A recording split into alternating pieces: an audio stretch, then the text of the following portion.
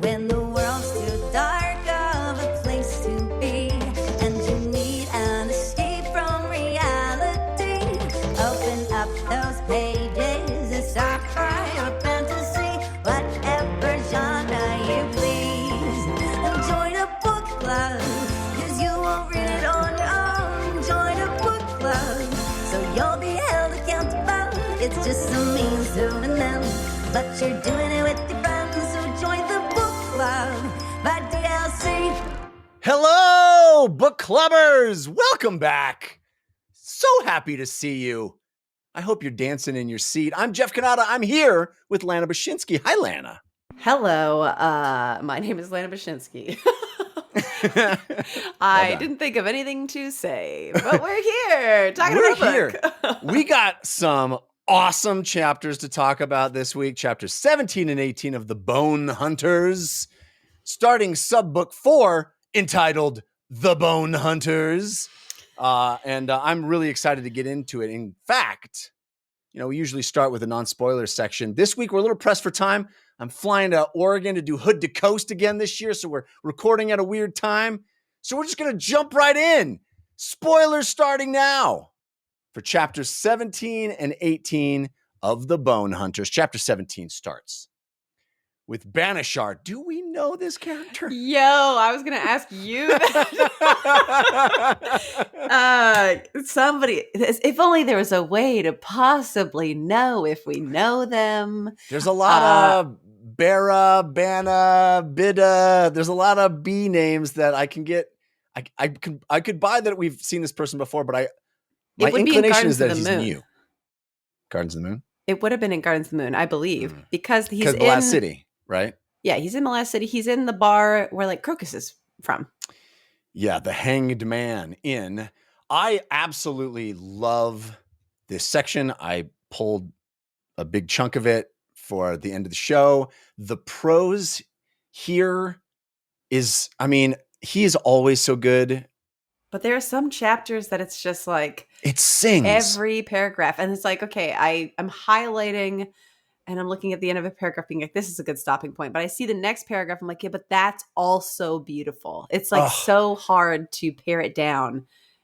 I ripped so many pieces this week, and all of them from the beginning of chapter 17, it seems. The way the poetry he uses to describe how crappy a bar this is. Yeah. It's just awesome. The way the urine flows down into, it's just exquisite and incredible.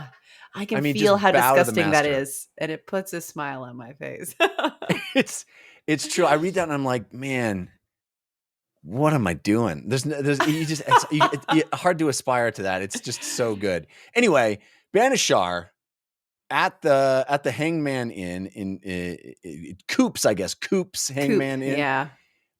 And just kind of thinking about life and, just having a time. Just to have a time. Just realizing this is living his best life is what Bishar is doing. In his mind, his mind's eye. Well, because that's one of the things. So Bishar, I assume that because he's in this bar, he was part of that crew that would be around that table where we first met Krupp and Rallick, et cetera, all those folks.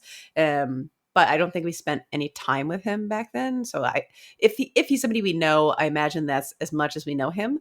But what I think is interesting is this chapter where we're sort of in his space and he's sort of feeling poetically about this grossness that he's thriving in. Yeah. But he's imagining conversations. Oh, that's the next scene he's in. I'll but wait. Yes. No, I agree. I love the imagined conversations is so great. Mm-hmm. And what were you going to say about it? You can say it now. It's fine. Well, I'll wait because I feel like I'm going to ask a question about it, but I'll wait for the context. But he, in this scene, he's sort of just, talking about how it's great to just get wasted every day. And that's life. And he sidles up next to this fella who he calls the foreigner, but I think is somebody we know. I don't know who it is. Do you have any sense of who it is? He's described as having massive scarred hands. Mm-hmm. Do you have any guesses as to who this dude might be? No, it's so my memory's pathetic. My memory is pathetic. And so it'll probably come to me. I feel like the scarred hands is one of those things that like, that's a detail that tells me I should know who it is. Right. But I But don't. they're all chummy, and they start having a little talk about the state of the world and the fact that it turns out, and I love this. I love this. This is the kind of thing you don't get in other fictional worlds. Things behave like the real world. And you know, there's a verisimilitude that is just absent from most fantasy worlds, because usually when something is set up and paid off, it's like, okay, that's the way it is. But the way Erikson then takes the fact that, hey, this whole chain of dogs Coltane situation, now people are like, did that even happen? We got like chain of dogs truthers. I'm like, this is another one of those moments that's just like, how is it so much like now? When was this written? The fact that this is like the evergreen part of it is like, oh, the things that are the most obnoxious currently about humanity. Why? It sure would be nice if like the beautiful parts of these books were the part that I'm like, yes, that's how we have evolved. And it's like, no, we're devolving into the worst, scummiest, most obnoxious parts that are resonant with the truth of living in this world. It's so good. It's so painful. True. But there, it's so cool that he, you know, recognizes that, puts that into this fictional world, puts that into the fantasy where, you know, there's all these factions now that don't even believe that what Coltane did was real. Don't even believe he's dead. Like, Coltane's actually alive. They all lied to us. The epigraph. Like the title of the epigraph is from some book called, what is it? The Year of 10,000 Lies or something like that. And clearly somebody being like, I didn't see it. I don't believe it. It's like, what other fantasy world has conspiracy theories in it? You know what I mean? It's brilliant. It's brilliant. So anyway, they think, that Pormqual was betrayed, he's the high fist, and like that was just the first of so many people like disparaging his excellent name. Like he was a high fist. You're gonna doubt the fact that he got that position like authentically? Oh my God. Just brilliant. Anyway, there's this discussion about this other veteran guy named Temper, who is evidently like intercepting letters that Banishar is trying to write. Mm-hmm. So Banishar is like, hey, foreigner, can you take care of this Temper fella for me?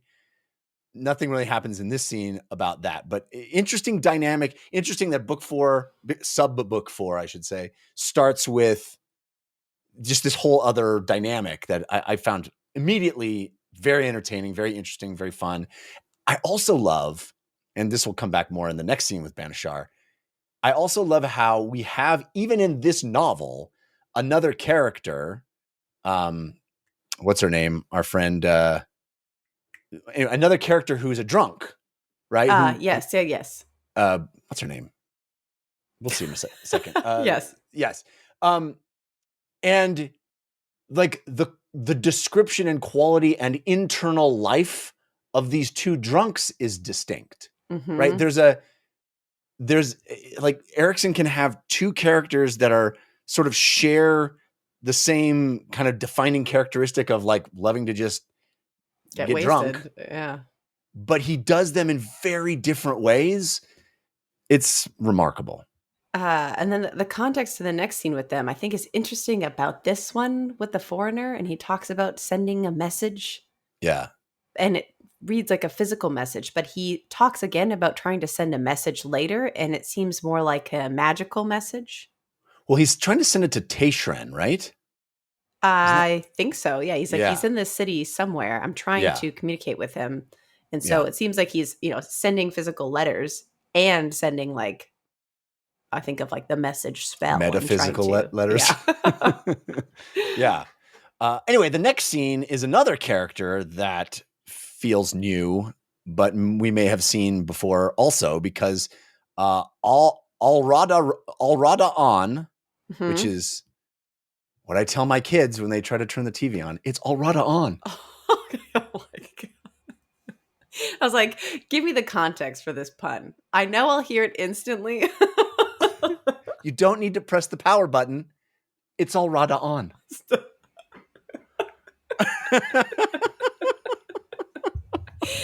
Oh my gosh. Who we have definitely met before in the in the Midnight Tides, right? Yes. But probably was a background character that we didn't pay any attention to. But now we discover in a really cool way, I think, there's Tistandi spies in the Tistidur. And they're like bleaching their skin, or they're like physically making themselves look different. But it does. It is so funny to like look back at Midnight Tides and how much they're like the Tistandi, these betrayers. Good thing we wiped them all out. And being like this egomaniac Tistidur crew.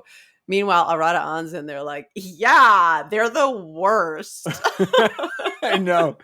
But it's awesome that there's like this deep covered, deep undercover, like, what's the old mob movie with Johnny Depp where he's like, embedded for years with the mob. It's like Alata An is like been living as a Tistidur for so long that it's such a cool idea. And then there's like there's others of them, and they have secret handshake. I thought it cool, but Alata is actually a Blue Rose Tistandi, which we even find out the notion behind that, which is really cool. These like rock sapphire outcroppings that look like flowers. So neat. I just love them. Like the one little hit that we got of them in Midnight Tides is them like poorly teaching, like giving the wrong materials to the Tistidur so they don't know how to ride horses very well. It's like they're just like just living behind the scenes, being petty and getting a slow revenge. Just having the tiniest influence on the enemy, slightly nudging them toward failure. But the beginning of the scene, Alata is kind of musing on this tapestry, which kind of serves as a backstory to the three children of Mother Dark, Andarist, Anamanda Rake, and Silchus Ruin, which, all this information we kind of already know, but I appreciated sort of getting it back to back like that, all concentrated like that. Knowing that Andarist was ostracized as a traitor, but really wasn't, but nobody believed him. The people knew it, but he didn't even have the gumption to stand up for his own good name. Well, and we already know that Andarist was killed on Drift Avali later, so he's already dead. But he was there. He was like, we have to protect this thing, and everybody's like, we don't. It's fine. Right. And he like took it upon himself. So he was ostracized, but they were also like, good job though. Yeah. Yeah. And Anamander has a real blow up with his mom that no one overheard, so they don't know exactly what was said back and forth, but it didn't go well, and they had a blow up. And then of course Silchus, we know, was betrayed by Scabandari Blood Eye, which was the prologue to Midnight Tides, or the book before that? Midnight Tides. Yeah. So all of that sort of re-summed up, which I appreciated stepping through again. And then we come, back to sort of present day, as it were, and Alata An, thinks about the fact that, Troll Sengar is, he was there for the shorning. He or she? I don't even know. I'm on as a she. Who? I don't know. He. It's a he. Okay.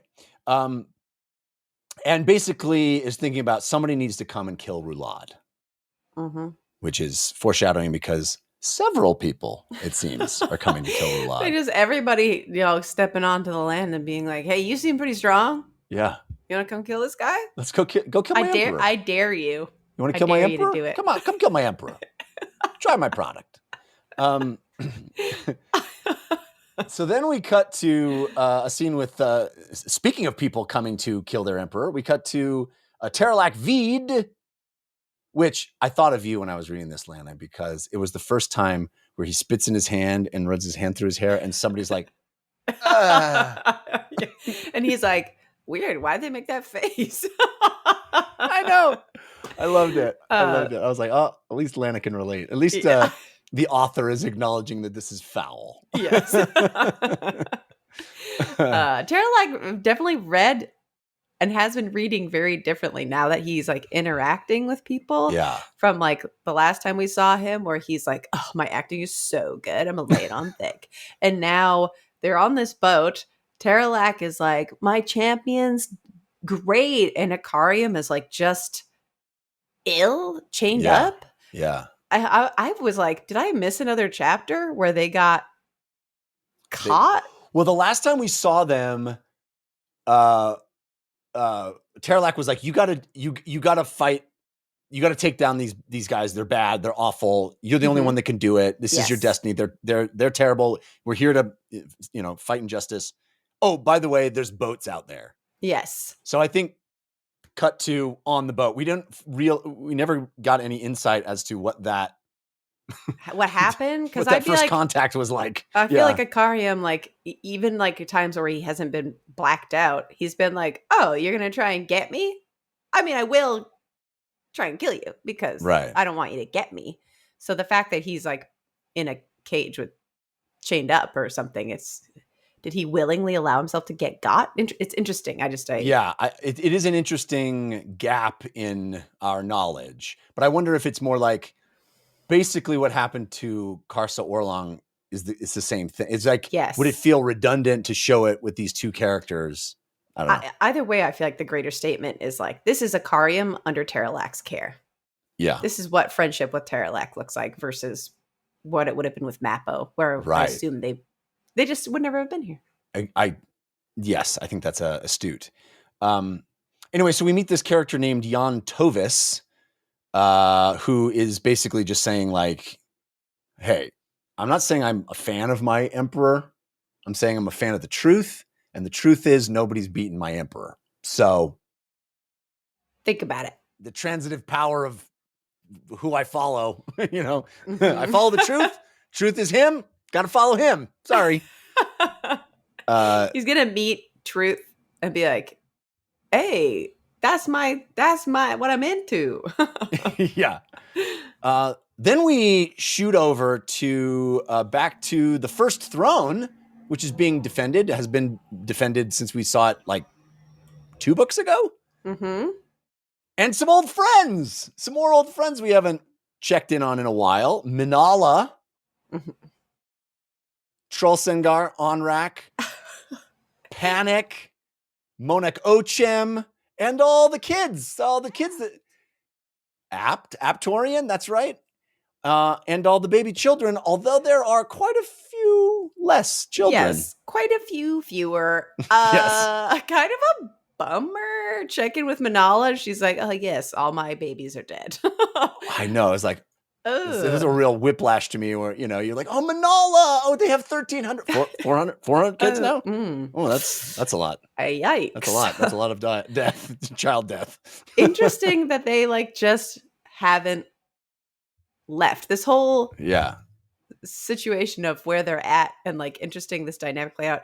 I noticed, and I noticed through people's YouTube comments of being like, why do you think that certain things are so far in the past? I don't know why I felt that way.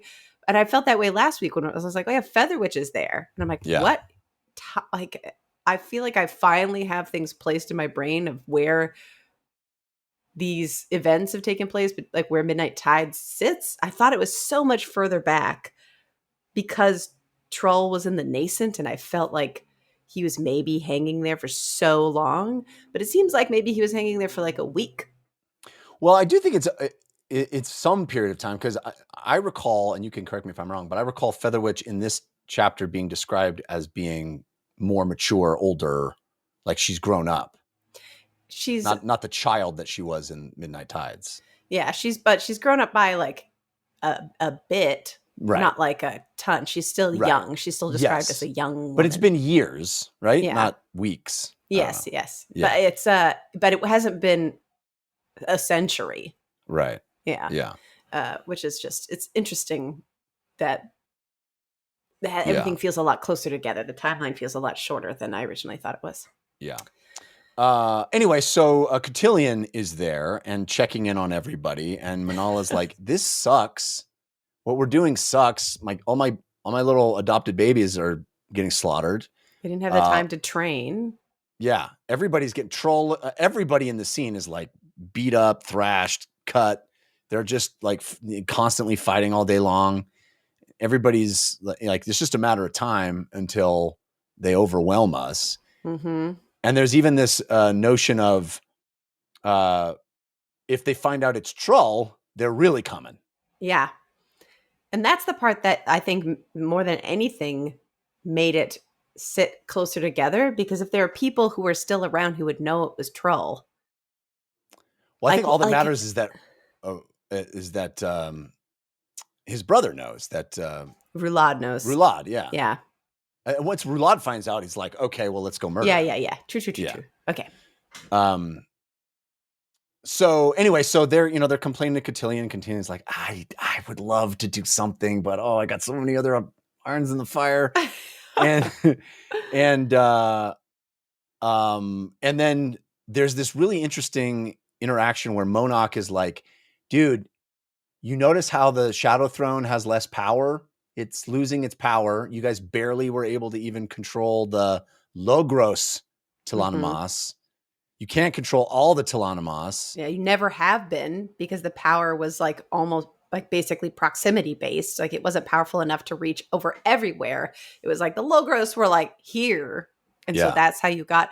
I know that before we were talking about like Kellenved, maybe he hasn't like literally sat in these thrones, but I think we know definitively that he has sat in this throne. Yeah. But he, as we've been sensing, like there's a little bit of thread that he's changing, whether it's like the stress of like trying to just deal with all his grand plans or what. He's like not quite the same being that he was when he sat in the chair. And as he changes, his power is even less and less and less affiliated with this throne. Yeah, interesting. And then Cotillion's like, well, how do I restore the power? And Monarch is like, Onrak, if you tell him, I'm murdering all of you. Yes. And Onrak is like, I don't care. I don't serve nobody. It's like, it's called freedom. I'm my own man. I do what I want. And then Cotillion's like, I withdraw the question. Yeah, I don't want to know. I'd rather you all not kill each other. Yeah. But I feel like that is setting up the fact that it's possible to restore the throne, right? Yes, absolutely. Yeah. The other thing about these scenes, I don't know if it's like scooting right after this, but like Trull's kind of examination of what's happening here. Is that this scene or is it a following one? Yes, I think so. So Trull is sort of like watching everything go down as he's like trying to find which of his legs is the least injured at one time to put weight on. Cotillion says he's gonna, beckon Shadow Throne, and they're all like, you can beckon Shadow Throne? Even what does that mean, of Shadow Throne's power? And he's like, look, it's like an agreement that we made, which I do think is interesting because Cotillion shows up more and more often that he does sort of sit in a more powerful space in my mind. Yeah. But just interesting that they would like imply that as a barb. And there is a question about that strength dynamic. Yeah. But Trull's like, okay, all of this is weird. Whatever's happening, he's like observing, but mostly thinking about those incoming armies. And the fact that the Adur strategy, he knows that they are great warriors. He knows that they could just come and send their best to actually come take it if they want to. But they're not. They're just, as much as, all of the people that they've lost on this fight have been lost. So too have the Adur just like been like throwing people at this fight to die. Seems strange. And he's like, all they have to do is send a couple of warlocks and we're toast. Yeah. Why haven't they done that? Yeah. And then there's this really funny interaction with Manala, who's like, what, hey, Trull, you going to cry? You going to cry about it? Yeah. And then Onrak is like, hey, buddy, she's just saying that because she's hurt. Hurt people. And that like makes it worse for Trull. Yeah, I think the whole thing starts with Trull just like he'll like kill everybody and then be like and then he's like no, and they're like, you're actually already crying, and he's like, shut up. Don't do it. But then he's like, buddy, I didn't mean to make you, I was trying to cheer you up. Here, you know what will really cheer you up? There's a disembodied animal presence in the that I feel in the air. I like that. And he's like, I don't know that I'm like feel better, but I am distracted now, I guess, by thinking about whatever that means. Yeah. I also like that he's like, I'll cheer up. Manala also feels terrible. And he's like, what? I thought she was so strong. It's lovely how they're just such bros Yeah. on Rack and Troll. They're just like, just total buds, like Just best there to besties. gas each other up. And that the part where Troll's like, vulnerable. you know what, Anrak, you're the best. And he pats his back and he's like, "Pugga!" He's like, oh my God, did I hurt you? He's like, no, just a spear that was caught. I'm fine. Caught in my bones. The worst part was the noise. That's better. Thank you. Thank you, buddy. Actually, that feels real good. I really appreciate that. You're the best. No, you're the best. And then he's like, does this distract you? How about this cool thing? And then Shadowthrone appears. He's like, well, it's not me. Where do you need to be healed? Line up faster. He's like, that was losing it. He's like, do you feel a presence? And Shadowthrone's like, it's not me. They're like, well, you weren't. No one was talking about you. Why are you always making it about you? So vain, bro. I have come to really love Shadowthrone. He doesn't show up a lot, but when he does, he's such a exquisite jerk that it's so delightful. He's such a jerk, and just like never not exasperated. Yes, except for like the one scene where he's like, Apturian, you want a baby? Okay, have this baby. Yeah. And that was like his little moment of sweetness. Oh man! All right, so then we head over back to Samar, Dev, and Karsa Orlong, who are also in the hull of a ship being taken in this fleet of Adur back to fight Rulad, which to me is like, it's wild that Erikson is setting this up this way, because I feel like we already have, oh crap, Karsa Orlong's going to fight the Emperor. That's going to be awesome. But then we also have another boat of Icarium's going to, like the two most powerful dudes in the entire series are on the same warpath, like headed to meet the same guy. They're kind of like half prisoner, half like our hands are tied. We can't really do anything but just be on these boats and watch everybody else running around losing their minds about these things. Yeah. I just think it's awesome that, you know, we've been so intimately close to Emperor Rulad and we know his deal. Like we know why he wants people to murder him, because he gets powerful every time he comes back and can't be killed. But we have literally like, okay, here's the one guy that maybe could kill him. Oh, wait, no. Here's the two guys. I know. And I'm thinking like with like Karsa, like they're really setting up this otatoralness of him. Yes. I wonder what kind of effect that's going to have on Icarium. What kind of magical mental bindings has he had? What is it like? I just foresee them either having like a great partnership or him being like, what's up? I'm here to kill this guy too. And then Icarium like dying because he's only held together by magic or something. Oh man, I know. It just feels like this level of unpredictability has ramped up because of the convergence that's on its way to happening. The other thing that's wild to me, and I know these novels work this way, but like if the end of Subbook 3 had been the end of this novel, I would have been completely satisfied. Subbook 4, it feels like the start of a new novel. It just it really feels, there's so much that's happened in the Bonehunters already, and we got this like crescendo of chapter 7, and then we got all this awesome stuff after that, and then the sort of coronation of what the Bonehunters is just feels like ta-da! And it could have felt like, oh, you could have ended the novel there, and yet we have this entire new act that is starting. It's just, there's so much in these books. Yes, it's wild. I think we have 40% of the book remaining or something. Yeah. Crazy. Anyway, so they're on the boat. Samar Feather Witch like sidles up to Samar and she's like, "You speak language good. Teach me." And Samar's like, "No way, B. Get out of here." So sassy about it. Like they walked up to those people. Karsa killed a bunch of them, and they were all like, "Okay, just come with us." Like they're like, all things considered, they don't necessarily have like a relationship of animosity. like neither of them are you like don't think, but evidently. But then like she comes up and she's like, learn yourself, like flicks her like gross finger earring. Yeah. I'm like, that seems uncharacteristically like a bully, like a high school like I know, it's like you're not as good a witch as me, witch. yeah, exactly.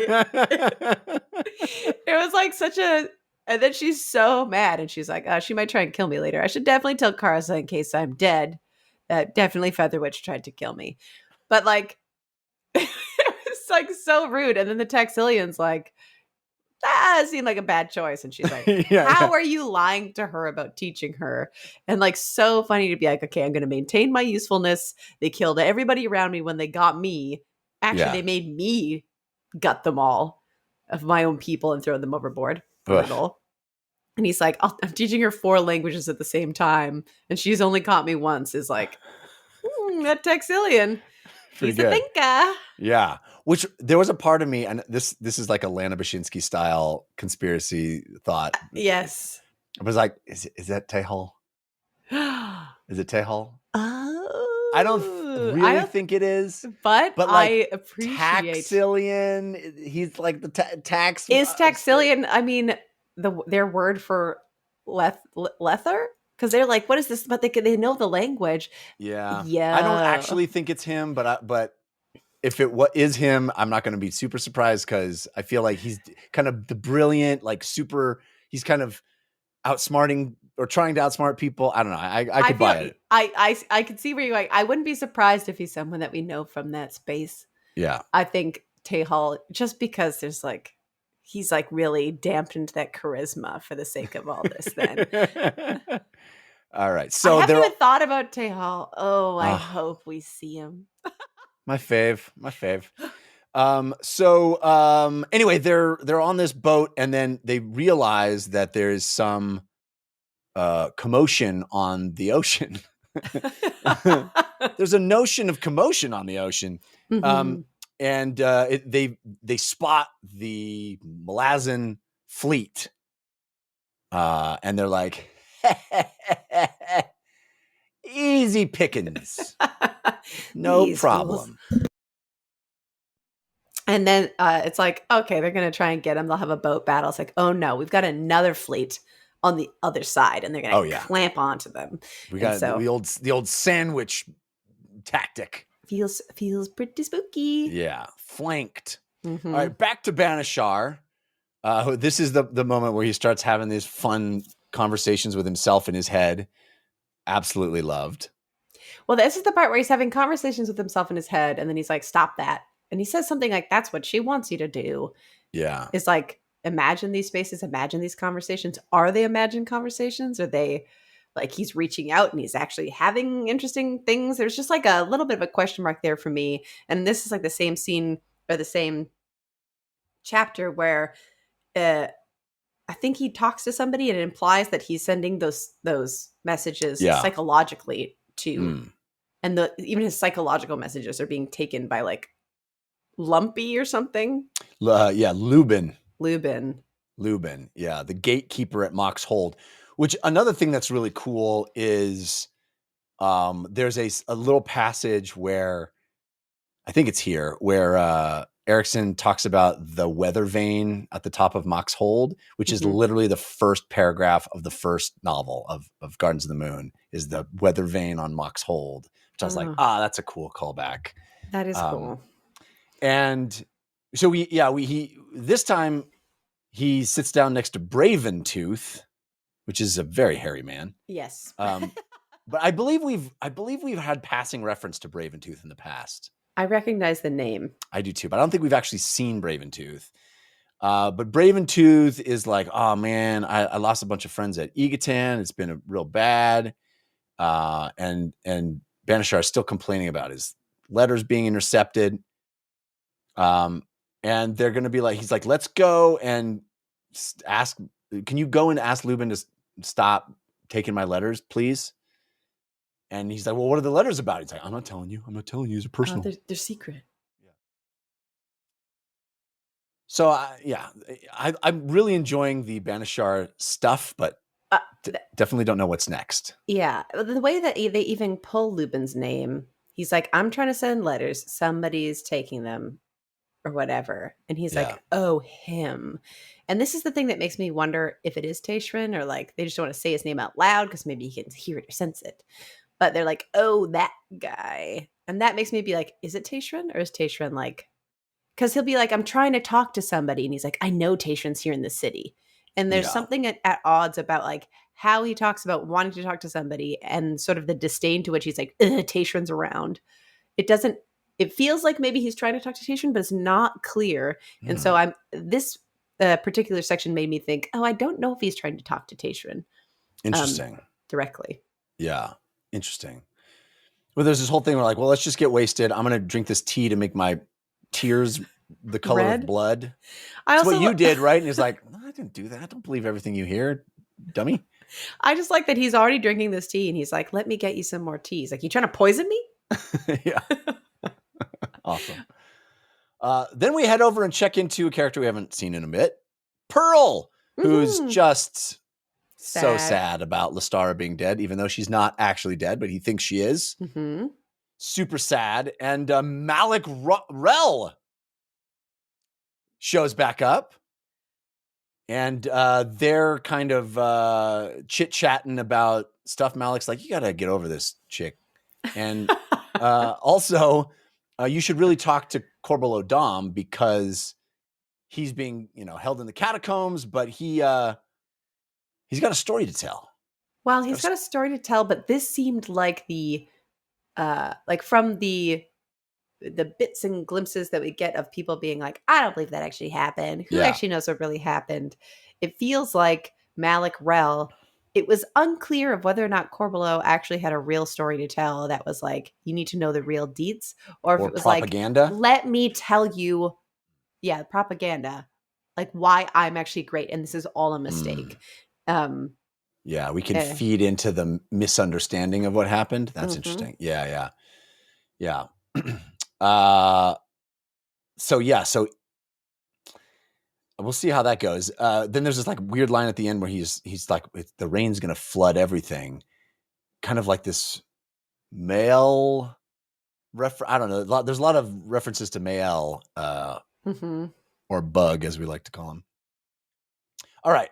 So that's how chapter 17 ends. Chapter 18. We start back with the Bonehunters themselves, the soldiers of the Malazan 14th. Bottle is using a Riven, the winged Riven, to spy on the adjunct and her conversation. And they're talking about boats and how the Solanda will go back to Gessler. But this is how we're gonna move, and you're gonna flank, and all this sort of nautical strategy stuff. Mm-hmm. And then they talk about how the Bonehunters were born. And she says they were born that day when you guys all decided to put those finger bones on there to get rid of Grubb's bad juju. Mm-hmm. And Kenneth's like, no. That's not when we started. We started when just now, today. Today is the birth of the Bonehunters. Which I don't know, like they're being like, this is our take. I was kind of like, oh, it's interesting that Tavor perceives it as earlier than that. Like that moment was so impactful for her, and like the change that brought in the army. I'm kind of inclined to like, if I had to pick, when did it really start? It's like, I think they're solidified as them now, but it definitely feels like the start of that journey back then. I completely agree. Yeah, I completely agree. And it's awesome how Bones, came into play in both cases. Yeah. And the part about this scene that really stuck to me is all of them being like, Tavor continues to like surprise people with sort of a level of insight. Yeah. Into certain things. Yeah, there's definitely something magical about her. Mm-hmm. I think we're going to find out. Yeah. Because she constantly knows more than she should know. Is this where they talk about like what their new symbol is? Yes. Tavor's like, so my girlfriend is kind of crafty. Yeah. She's a bit of a DIY. She's got an Etsy shop. She learned from her parents, the jewelers. And it looks like the Bridgeburners logo, but instead it's like sloping like burning pieces and skulls underneath. Yeah. And like, I think the skulls are golden. Yeah. And then there's like, it's all like fine metals, and they create one nice metal thing that they put upon Fiddler. Who do they put it on? Make like one nice one. Somebody. Yeah. And then everybody is like, whoa, sick logo. And then they all become seamstresses of varying degrees of skill and sew it onto their gear. I think she gives it to Ferdinand Sort. Yes, Ferdinand. As the captain. Yeah. But super cool that we have a new logo. But then there's this weird moment when everybody's like, Adjunct Tavor, you're the best. You belong to, you're one of us now. And she's like, I don't like it. And I would sacrifice all of you like that. And they're like, oh no, that's horrifying to see. You're ruining it. All of us are going to pretend that we didn't see that, but we feel bad. We feel bad that you did that just now. We were giving you a high five and you ruined it. There's this notion that she's like this incredibly polished, always in control, always puts on the right face at the right time, and it just can't hide her true emotion in that moment. It's so funny. It's like her emotion being like, I do not share that loyalty. Yeah. Like we know that she feels things because we've seen like when she like throws herself at Heberick being like, my sister's alive, like, or like whatever, I'm looking for her. She has a moment where like she's shown softness before, like 2 glimpses, I think, ever that we've gotten to see like what she was feeling or thinking or whatever. Yeah. And so this moment, like, I know what I must do. And then being like, we're so happy to have you as our boss. Like the emotion, I can't tell if she's like, oh, I mean, that's fine. No, it's cool. Or if she's like just sad that she doesn't have that. Like, I can't tell what the emotion is, but whatever it is betrayed. Yes, not good. Then sort of Bottle kind of comes out of that, and everybody's like, are you spying right now? He's like, well, me? The Fiddler pulls out, they all got like gifts from the other soldiers who are like, so glad you're alive. And he gets this new deck of dragons. I guess it's something else that to Amber sells in her Etsy shop, you know? Yeah. So this is one of the details that I liked. So the 14th, the 9th, whatever they were, the 9th, everybody thinks they're dead. Yeah. And so everybody picks over their belongings, and then they come out the other side, not only like having been through this crazy thing, but now they are treated with like a reverence by these other soldiers. And there's a massive turn in the energy of the army because having people who are veterans, somebody to look up to, have done something and lived to tell of it, that not only do they get all the things back that people previously picked through, but more than they ever had before out of like this sign of honor. And it's awesome. It's great. And they dump out this deck of dragons that was in a pair of boots or something. And they're like, whoa, that's sick. And they come to like a shocking conclusion that they're like, whoa, Amber is like crazy. And the implication is that, I don't know if they call it out right, but the implication is that she painted this deck, and that because she was the one painting it, there's significance to like what she chose to include in these pictures and why. Yeah. Fascinating. Yeah. I love the idea of like the two of them and their relationship. And she's like, go make war, honey. I'm going to stay home and do my paintings. For like, we've literally seen her once. We've never had a line from her. Right. She's just waiting in the wings. She's the artist, you know, it's the opposites attract. So there's lots of detail about the new deck. I don't know if we need to go super into it, but one of the biggest things is that the Life Slayer is Icarium inside the House of War. The Life Slayer is Icarium. The Death Slayer is the Crippled God. And they're like, the Crippled God can't have 2 things. Can't be 2 things. And they're like, why? Like, oh, I guess it just felt bad, felt unfair. Yeah. So I'm sure all of that's going to come into play. You know, these new houses, these new roles. Treach, the hunter, with like the image of like a dead handless guy, and like that's weird. A I dead lo- handless guy. I Oh love well, it's moving like on. it's like the most deliberate, like the most distinct description of like he's got tiger stripes and no hands and he's dead in the background, and they're all like, who the hell's that? And I'm like, for once I do know that one actually. Yeah. Anyway, so they also Oh. talk about how, hey, maybe Tavor actually did a great job. We're all alive. We made it through. We didn't do the things we explicitly said we were going to do, but hey, she handled that situation to the best, better than a lot of people would, and we're all here, which is, One more thing about the deck. Yeah. That there's one of the spaces where they were like, oh, it's interesting that there are two here of like a man and a woman who are both masters of this specific space. And I thought that the implication there was like Ganuz is definitely master of the deck, and but also like the war house. Yeah, House There of was War. like two doggy dogs. Yeah, isn't that Tog and Fanderay? Mm-hmm. Yeah. And it seems like, and the throne seems like the same thing as the beast throne. Yeah.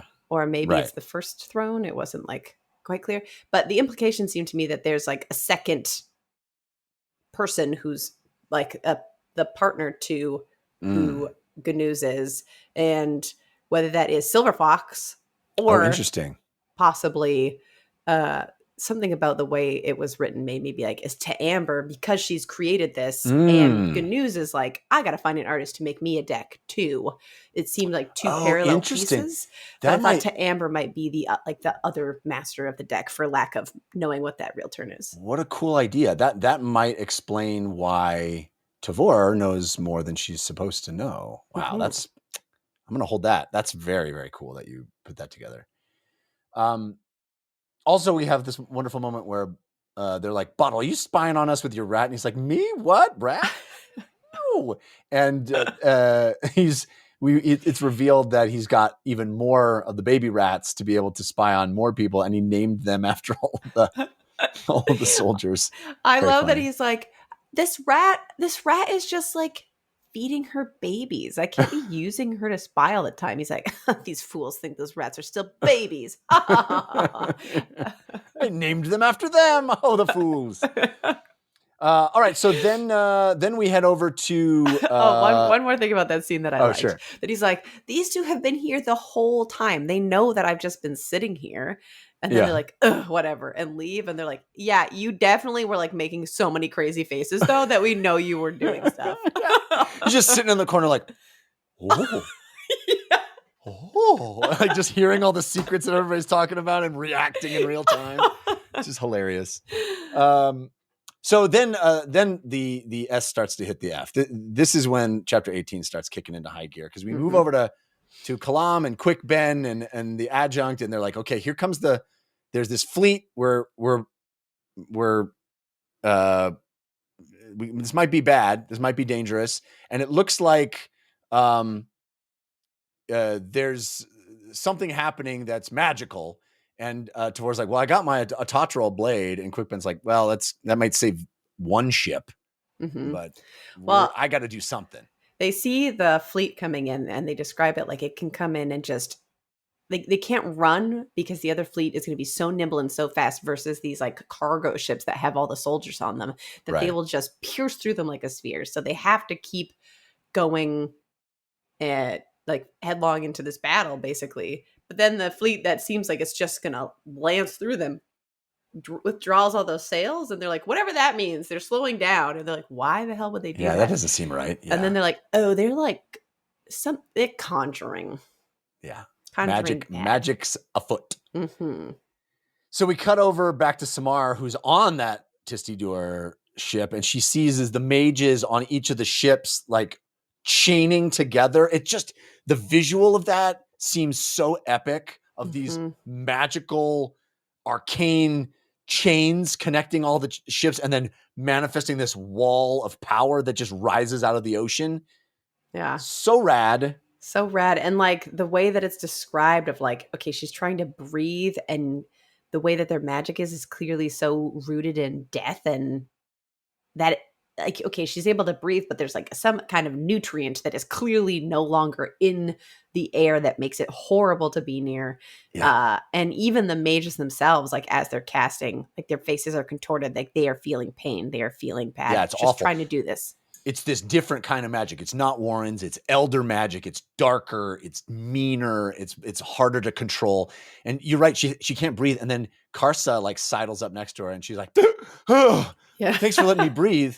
He's like, "What's going on?" He's a Totterall, and so he's awesome. like dampening the effects next to her. Just so rad.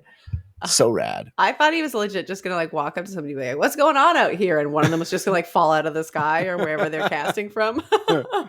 Yeah, that would be a very Karsa thing to do. Mm-hmm.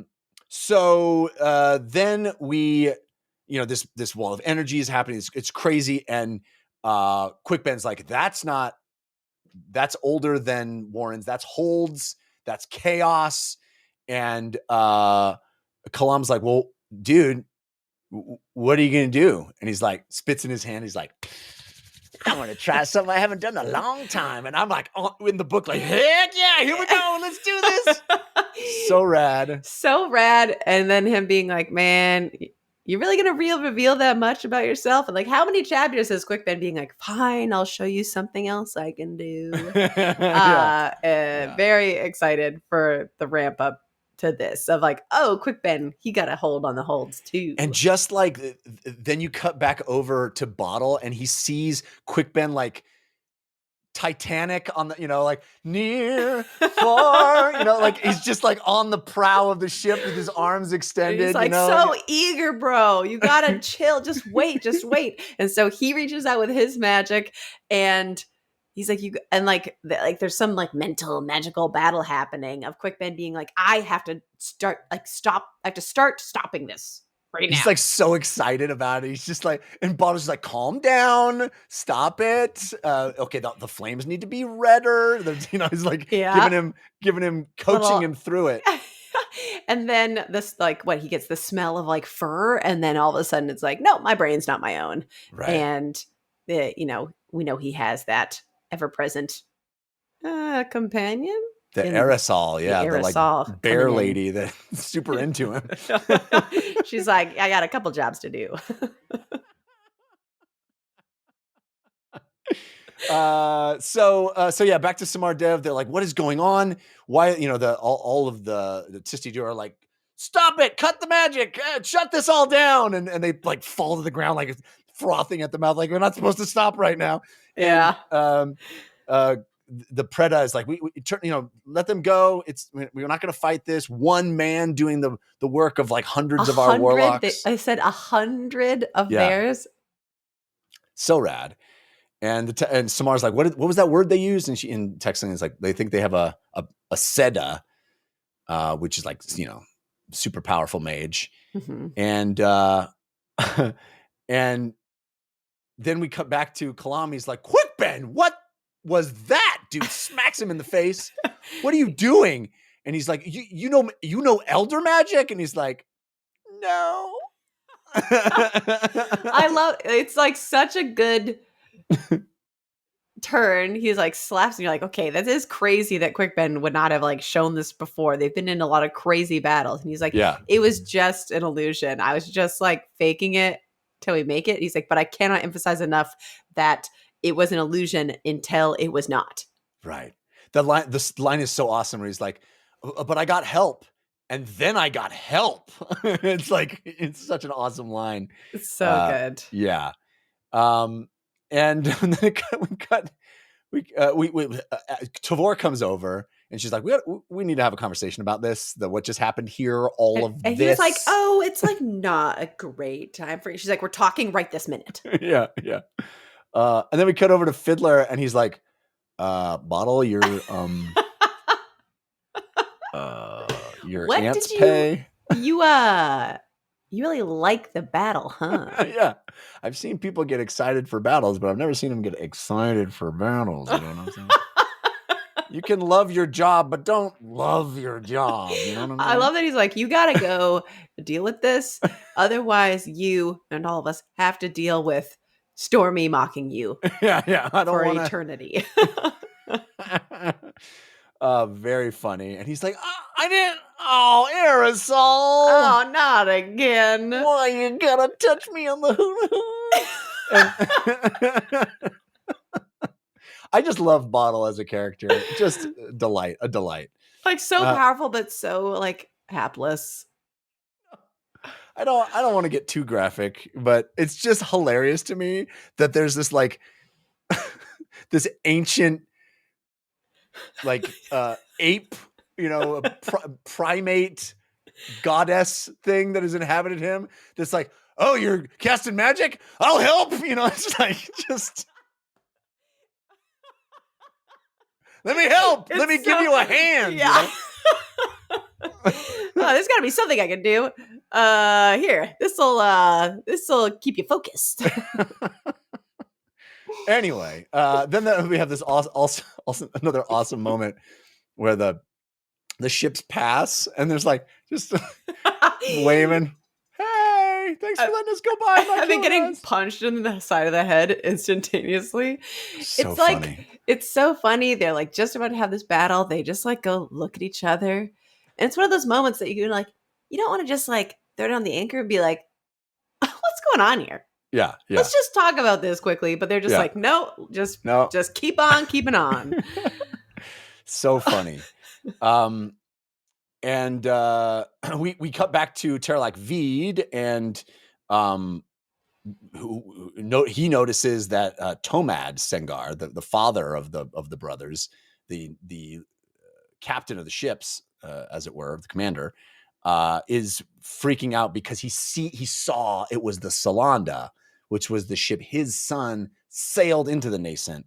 So he realizes that Benadas is likely dead. Mm-hmm. And now his last surviving son is Rulad. Yeah, they said. And I love how Tarlac is like, it's kind of weird that if your last son, you're just like recruiting people to go kill him. That's weird. And they're all like, yeah. Anyway, I like that he's like, knowing that the Salanda, they have it. Not only have he's lost two sons, knowing that, so he assumes Trull is dead, and Benadas is dead.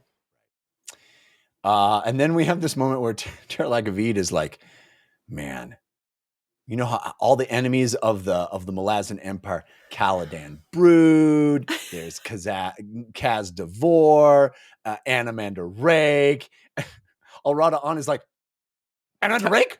Totally keeping his cool. Just the best spy ever. So it's so funny they mentioned Anamander Rake. Honestly, never heard of him. Will you tell me everything you know about him right now?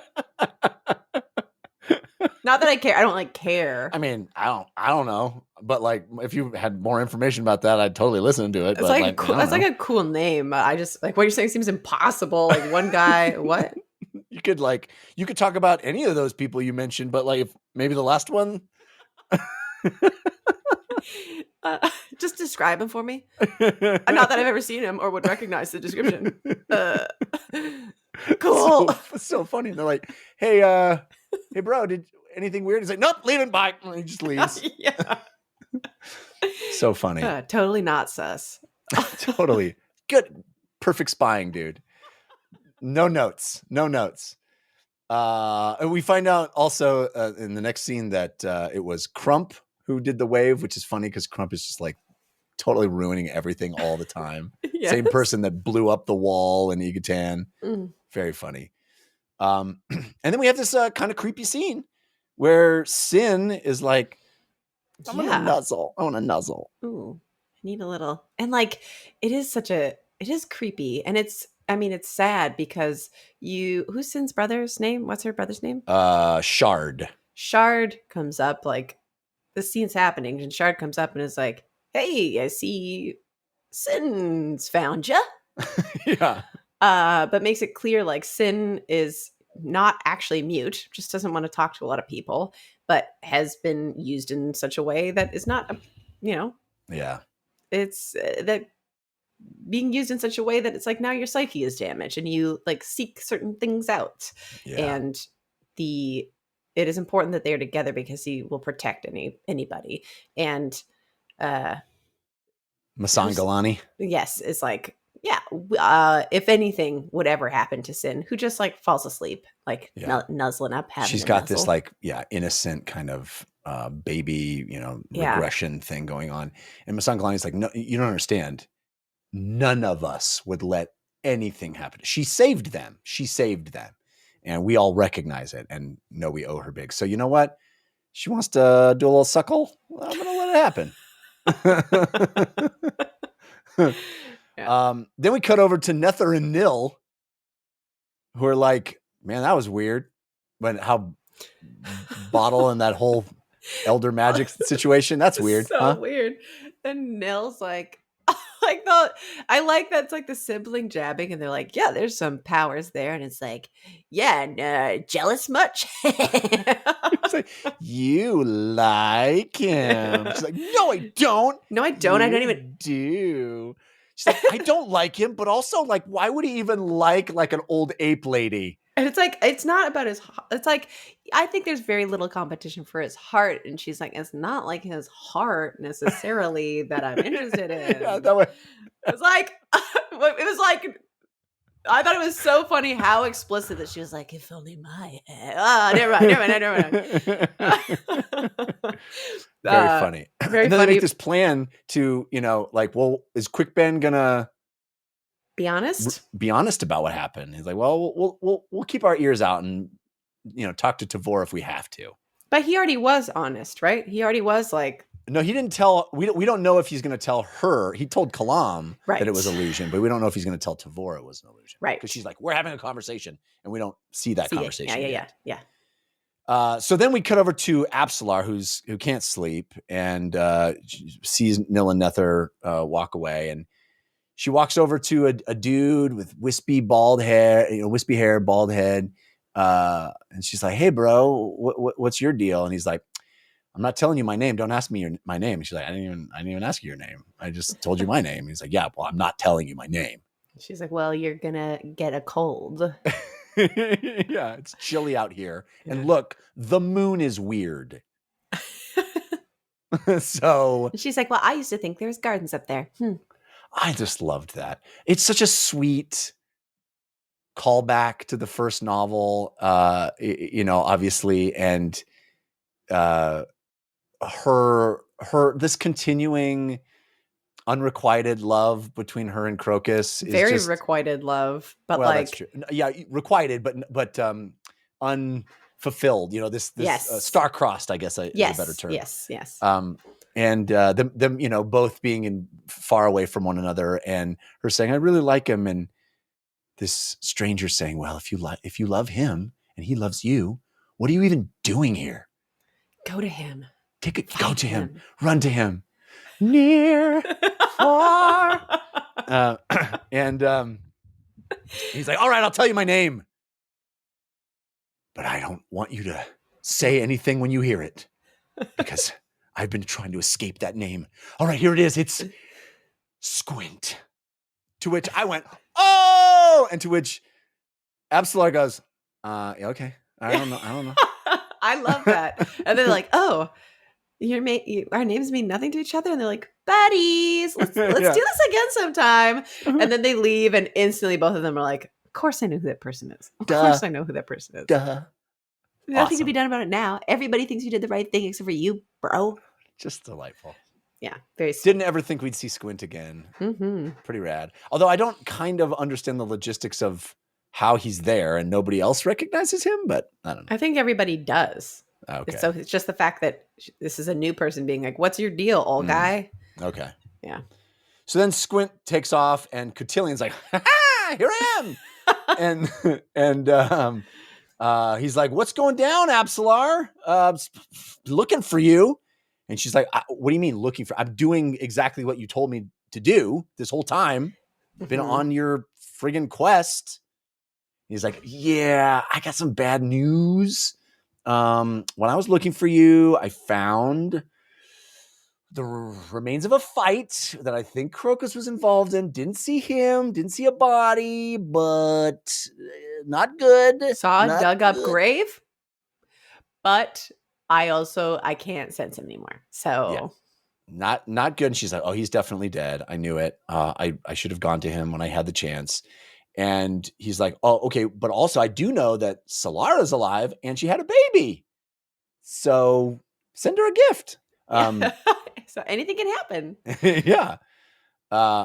And she's like, also Felicity the Younger is alive still, and sort of good news, bad news, doing exactly what we hoped she was going to do. Me and Shadow Throne really wanted her to become Shaik Reborn. Bad news, she's doing it for the wrong person. What is crazy, and like, I assume, like, I hope that we get to go back with Felicity the Younger soon, but like, she got put in this place and she was like, this is horrible. And then she saw that guy and he's like, he's cute. And then now it seems like she's like into it. Is it just that she's that easily manipulated, or I can't tell? Like, I can't tell if she's actually into it or not.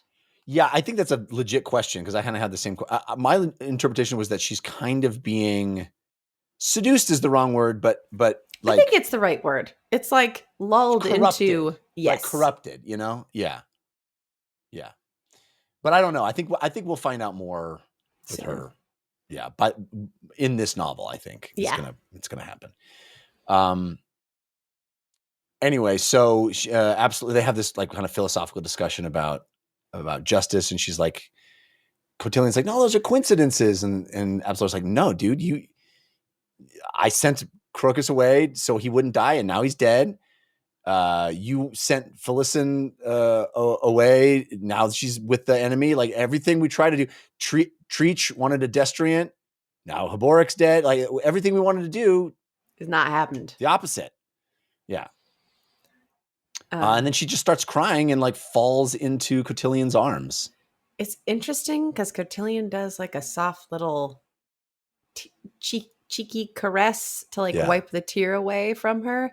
And there's like a softness and like such a care here that I think is so strange. And like, Absalar is definitely her own person, but she is also definitely kind of Cotillion. Right. And so there's like a weird ego self-adoration. Yes. Like, it two almost facets of the same psyche, almost consoling each other. Yes. Yeah. Yes. Interesting. I totally agree. And that lovely sort of coda at the end of, the gardens of the moon are dead. I just thought, man, 6 novels later, the title of the first book pays off in such a beautiful way. It's just awesome. Awesome. Excellent.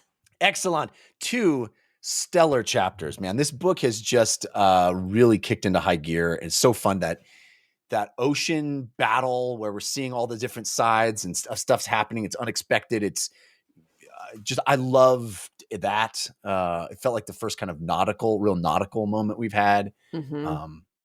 Really fun chapters, I thought. I agree. That I just ripped through that second chapter. Yeah. Fantastic. Agreed. All right. So we got some sections to read. I have probably more than I should do because I just loved it. You go first, because I'm positive that we have overlap.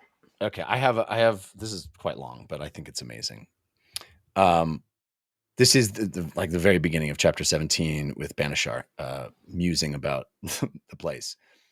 Mostly rain comes down, they said, but occasionally it comes up, seeping through the crumbling cobbles of the corridor, transforming such beneath ground establishments as coops into a swampy quagmire, the entrance guarded by a whining cloud of mosquitoes and the stench of overflowed sewers wafting about so thick the old-timers announce its arrival as they would an actual person, miserably named Stink, greeted, if not welcomed, into already sordid company.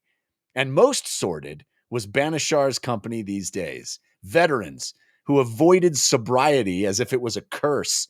Whores who'd long since hawked their hearts of gold, if they'd ever had them in the first place. Scrawny youths and a host of appropriately modest ambitions.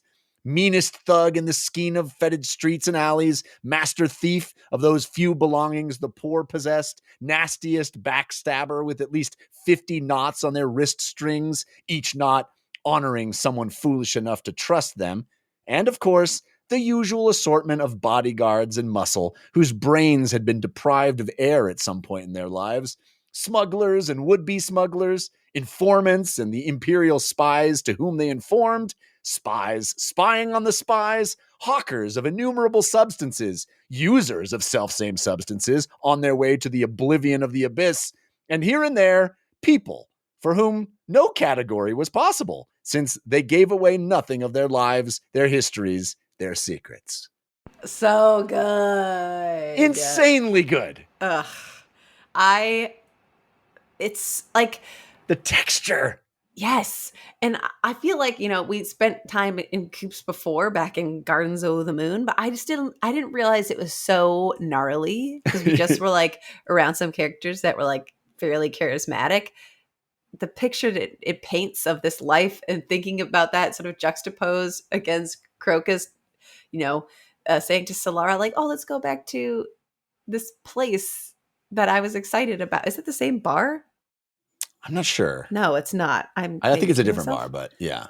You're right. Anyway, it's just fantastic. And the other thing that I think is so awesome about it from a writing perspective is that description, the sort of whimsy of it, the sentence structure of it, that long, multiple semicolon partitions of like the way it is expressed is a writing style that we've never seen before. So it is a thought process of a new character. We're inside the thought of a new character, and that those thoughts are distinct and different from every other of the myriad characters we've met before. We find a new way of thinking and sort of this like wry, ironic, whores who sold their hearts of gold, like that kind of. Nobody else thinks like that, and he's never written like that in all the novels thus far. And the fact that he's able to find sort of a new vernacular to think in is very impressive to me. It's so good. Yeah. I hate to like hammer this opening scene, but my first quote is from the paragraph almost right after that. Okay. It would be easy. Oh, this is still Bishar. He reflected as he ducked through the doorway and paused just within, blinking in the gloom. Easy to think of clamor as a single entity, one sporting countless mouths, and to reckon the din as meaningless as the rush of brown water from a sewer pipe. Yet Bishar had come to a new appreciation of the vagaries of the noise erupting from human throats. Most spoke to keep from thinking, but others spoke as if casting lifelines, even as they drowned in whatever despairing recognition they had arrived at, perhaps during some unwelcome pause filled with the horror of silence. A few others fit neither category. These were the ones who used the clamor surrounding them as a barrier, creating in its midst a place in which to hide, mute and indifferent, fending off the outside world. Yeah, I had that one marked as well. It's so good. I'm in awe of it. I'm in awe of that. Like that. Yes. A writer could write. There was a cacophonous din, or you could write something really beautiful about how it was a noisy place. Yeah. But that is just different relationships to noise. To noise. Yeah. It's too good. I like this one. This is relatively short. This is Alata On's view of the world. The world, Alata On knew, was indifferent to the necessity of preservation, of histories, of stories layered with meaning and import. It cared nothing for what was forgotten, for memory and knowledge had never been able to halt the endless repetition of willful stupidity that so bound peoples and civilizations. That, man, that's today, right now. Mm-hmm. Nobody cares about remembering anything. We're just too dumb. I love it. Yeah. I have one more. Do you have any more? I do have more. Okay. I may I'm, have two more. Yeah. trying to place myself of like who is thinking this. It's Cotillion. This might be the same one. Go for it. Is it the one with sweat and maybe stench? Civilizations. Yeah. Yes. Go ahead. Do it. You read it. I've got other ones. No. No, the stench you do was it. Overpowering. Yeah, I did the first paragraph too. Okay, you do the first paragraph because I was going to start with as with civilizations. Okay. So, all right. Yeah. Okay. Okay. So, sweat glistened on the rock walls as if the pressure of the world had grown unbearable. The man who had just appeared, as if from nowhere, stood motionless for a time, the dark gray of his cloak and hood making him indistinct in the gloom. But the only witnesses to this peculiarity were both indifferent and blind. The maggots writhing in torn, rotting flesh among the sprawl of bodies that stretched before him down the chasm's elongated rough floor. The stench was overpowering, and Cotillion could feel himself engulfed in grief-laden familiarity as if this was the true scent of existence. There had been times, he was almost certain, when he'd known unmitigated joy, but so faded were they to his recollection that he had begun to suspect the fictional conjuring of nostalgia. As with civilizations and their golden ages, so too with people. Each individual ever longing for that golden past moment of true peace and wellness. So often it was rooted in childhood, in a time before the strictures of enlightenment had afflicted the soul, when what had seemed simple unfolded its complexity like the petals of a poison flower to waft its miasma of decay. It's just incredible. What a book. What a book. I have one more. Wait a minute. Hang on, one more. I can't help myself. Okay, I do too. Good. Okay, good. You can go. Oh, it's loading. My highlights are loading. Oh, okay. Okay, I have one super short one. Well, I had two really short ones, but I'll just do one. This one is from Onrak. And it's just him talking about like what his life is now. I'll do two single sentences. This is Onrak. I accept no authority other than my own will, the desires I choose to act upon, and the judgments I make for myself. This, Monarch Ochem, is the meaning of freedom. Can't argue with that. Can't argue with that. Yeah. All right. So this kind of starts in the middle of a sentence, but I think it's okay. Neither the name of a people, nor the hue of their skin, nor indeed the cast of their features could make life's blood any less pure or precious. Willful fools with murder in their rotted hearts believed otherwise. They divided the dead into innocent victim and the rightfully punished, and knew with unassailable conviction upon which side they themselves stood. With such conviction, the plunging of knives proved so very easy. I almost highlighted that one, but I was cognizant of how many highlights I already had. Yeah. Great. Let's leave it there. Baby. Excellent stuff this week. Thank you for being with us. 2 more chapters next week. So much fun. Please, I know we didn't do a non-spoiler topic this week, but we do want to do ones that you send to us. So please send them dlcfeedback@gmail.com or in the Discord, which is 5x5DLC on Discord. So excited. Time to dance it out. Won't you join us?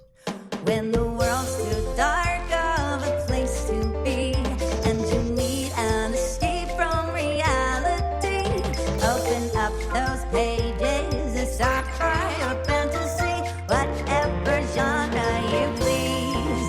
And join a book club, 'cause you won't read it on your own. Join a book club, so you'll be held accountable. It's just a means to an end, but you're doing it with your friends, so join the